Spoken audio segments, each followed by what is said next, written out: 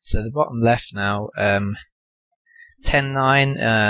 we're probably going to 3-barrel again. That's the way I usually play, where I don't c-bet all my air, but I can make up for it by 2-barreling and 3-barreling quite a lot.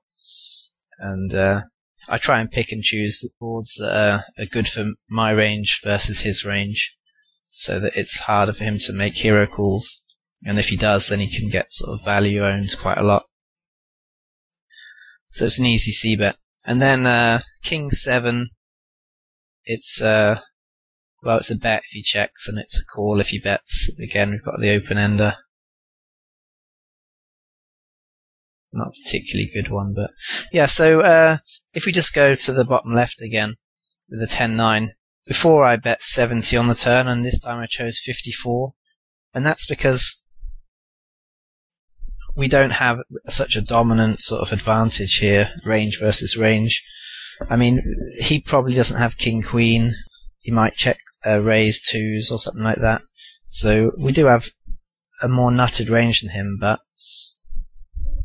he's just not folding a king, so there's no point going for like a big bet turn over bet river really on this sort of board, as well as there being a lot of other draws. So I'd rather go for sort of 2/3, 2/3, 3/4, something like that, and just try and fold, be a bit less ambitious about what we're folding out. And I do that with my value hands as well, unless he's gonna start calling down everything.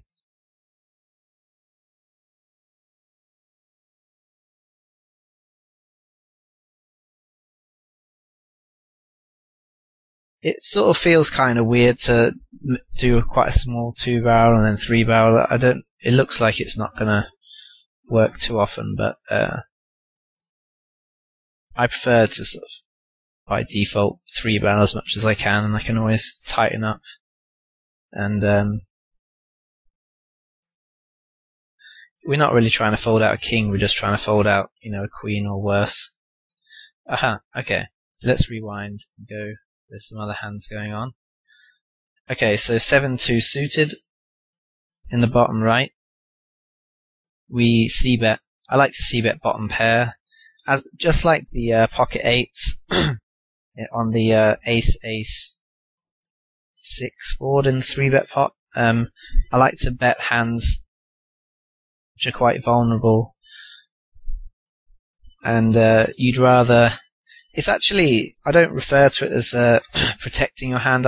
I call it equity stealing, because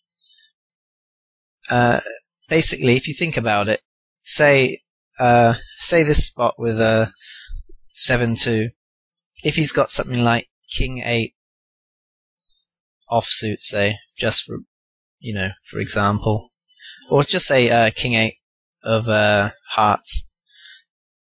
If we check back, he's got about 25% equity or so against us that he can realize. We're giving him all his equity for free if we check back. Whereas if we bet, he's going to have to fold basically, and then we've effectively stolen that equity he had from him.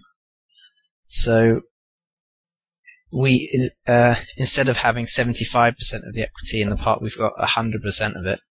And I would call a raise as well when I've got a backdoor flush draw. It's very well disguised when you have bottom pair and a backdoor flush draw. So yeah, betting bottom pair is pretty good in my eyes. It not always, depends on the board. Obviously, say like King, Queen, Jack, betting a Jack has less value because you're not really folding out much.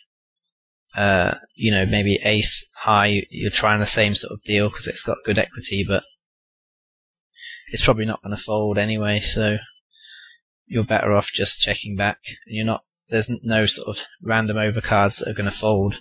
So that's the issue really. You're when you're trying to equity steal, you're trying to figure out if there's a lot of hands that have decent equity but would fold to a bet, and that's when betting bottom pair is a good idea. And I like to 3-barrel bottom pair quite a lot, depending on the board as well.